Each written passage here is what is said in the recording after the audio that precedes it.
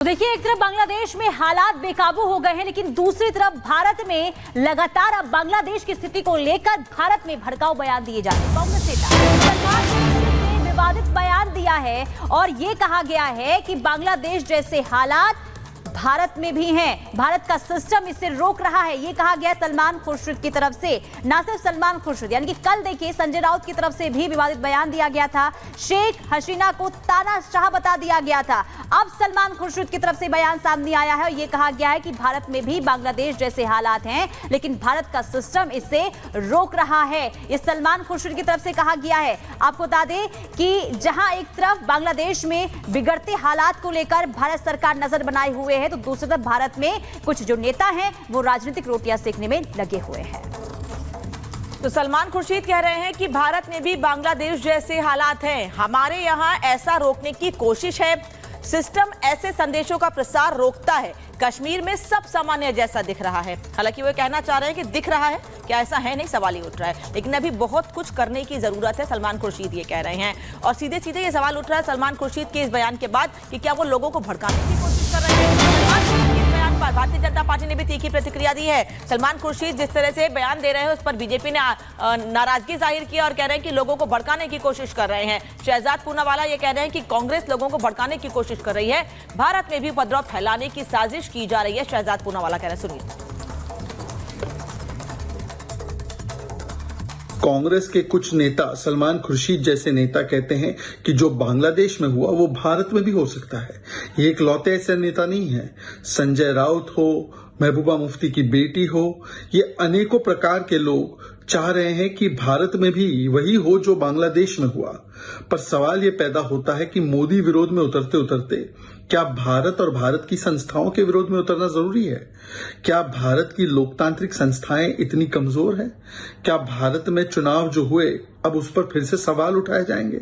या भारत की सेना, जिसने कभी भी राजनीति में हस्तक्षेप नहीं किया है, क्या भारत की सेना के प्रति भी कुछ सवाल खड़े किए जा रहे हैं?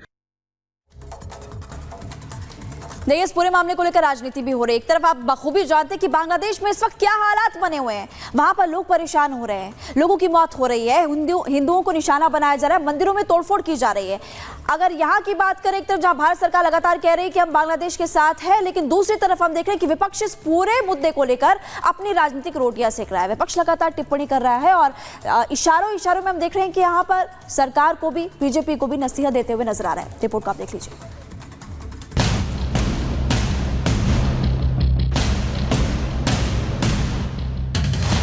ये लेसन है न सिर्फ बांग्लादेश के लिए बल्कि हर एक डिक्टेटर के लिए।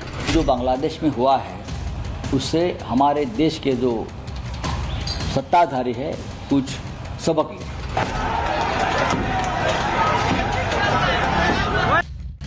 बवाल बांग्लादेश में मचा है, लेकिन सियासत भारत में हो रही है।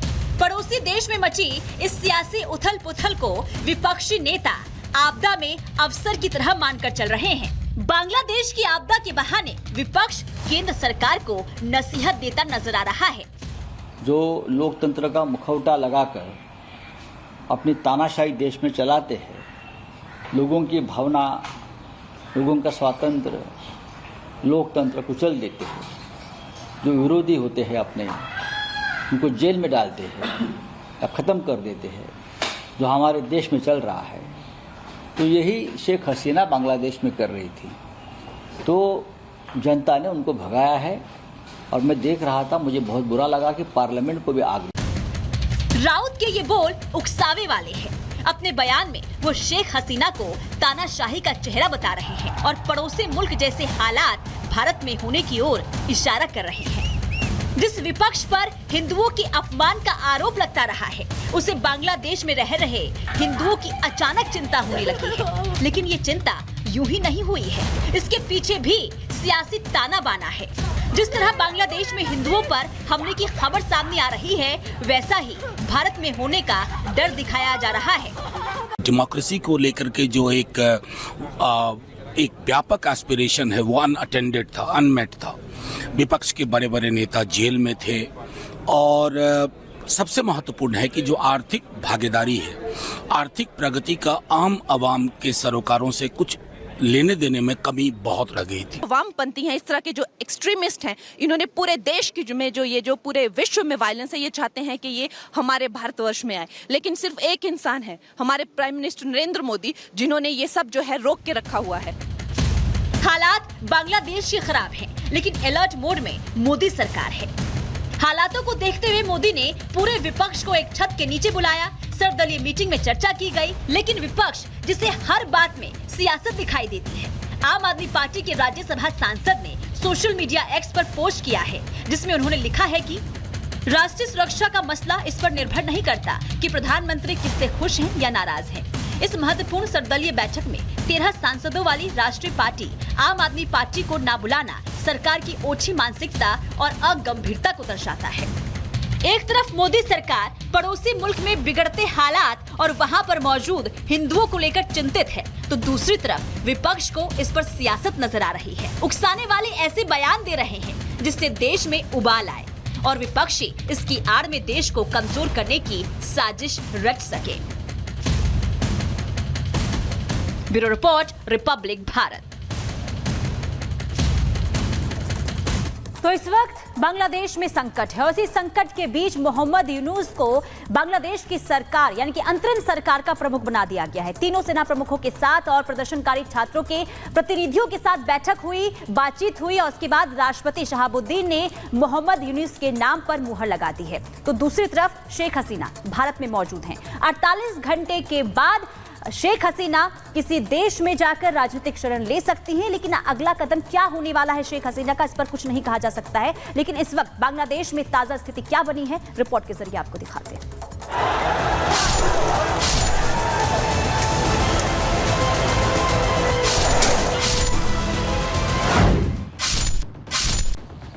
बांग्लादेश में जारी बवाल के बीच अब अंतरिम सरकार के गठन को लेकर राष्ट्रपति मोहम्मद शहाबुद्दीन ने एक बड़ा ऐलान किया है। हिंदुओं के खिलाफ हिंसा, आगजनी, जबरदस्त लूटपाट और हुड़दंग के बीच बांग्लादेश के तीनों सेना प्रमुखों और छात्र नेताओं के साथ बैठक में राष्ट्रपति शहाबुद्दीन ने मोहम्मद यूनुस को अंतरिम सरकार का प्रमुख बनाए जाने का ऐलान किया। गौरतलब है कि शेख हसीना के पीएम पद से इस्तीफे और बांग्लादेश छोड़ने के बाद सेना ने बांग्लादेश में 48 घंटों के भीतर नई सरकार के गठन का ऐलान किया था। राष्ट्रपति ने तत्काल चुनी हुई संसद भंग कर दी थी और छात्रों की मांग थी कि मोहम्मद यूनुस को सत्ता की कमान सौंप दी जाए। अब छात्रों की इच्छा को ध्यान में रखते हुए राष्ट्रपति शहाबुद्दीन की तीनों सेनाओं के प्रमुखों और बंग भवन में छात्र आंदोलन के 13 सदस्यों वाले प्रतिनिधि मंडल के साथ हुई बैठक में मोहम्मद यूनुस को कमान सौंपने का निर्णय लिया गया। अब जरा ये भी जान लीजिए कि आखिर कौन है मोहम्मद यूनुस, जिन्हें अंतरिम सरकार का मुखिया चुना गया है। 28 जून 1940 को चटगांव में मोहम्मद यूनुस का जन्म हुआ। 1983 में मोहम्मद यूनुस ने बांग्लादेश में ग्रामीण बैंक की स्थापना की। सामाजिक उद्यमी, अर्थशास्त्री और बैंकर के रूप में मोहम्मद यूनुस की पहचान है। 2006 में यूनुस और उनके ग्रामीण बैंक को नोबेल सम्मान से सम्मानित किया गया। माइक्रो फाइनेंस में अग्रणी काम के लिए ये सम्मान यूनुस को दिया गया। 2007 में नागरिक शक्ति नाम से राजनीतिक दल की भी स्थापना इन्होंने की। मोहम्मद यूनुस ने चुनाव में उतरने से इनकार किया। हालांकि हसीना सरकार के दौरान मोहम्मद यूनुस पर गबन के आरोप लगे। इस साल जनवरी में गबन मामले में 6 महीने जेल की सजा भी सुनाई गई। हसीना सरकार के खिलाफ प्रदर्शन कर रहे छात्रों ने नोबेल विजेता मोहम्मद यूनुस को सरकार बनाने में मदद का न्योता दिया था, जिसे उन्होंने मंगलवार शाम को स्वीकार कर लिया। यूनुस ओलंपिक कमेटी के न्योते पर बतौर स्पेशल गेस्ट पेरिस में हैं। वो जल्द ही बांग्लादेश लौट सकते हैं।